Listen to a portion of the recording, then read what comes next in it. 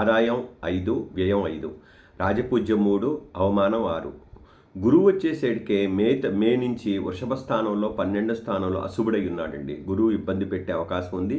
బాగా డబ్బులు ఖర్చు అవుతాయి, ప్రయాణాలు ఎక్కువగా చేస్తారు, అనారోగ్యం కూడా ఏర్పడుతుంది.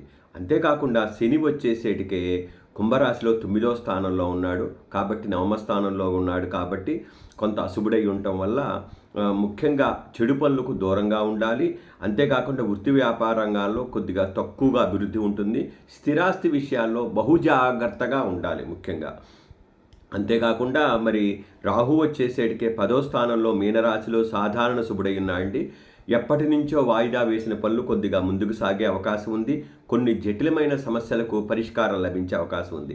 ఇక కేతు వచ్చేసేటికే 4వ స్థానంలో కన్యారాశిలో అశుభుడై ఉండటం వల్ల గృహంలో మార్పులు జరిగే అవకాశం ఉంది, గొడవలు జరిగే అవకాశం ఉంది. చాలా జాగ్రత్తగా ఉండాలి.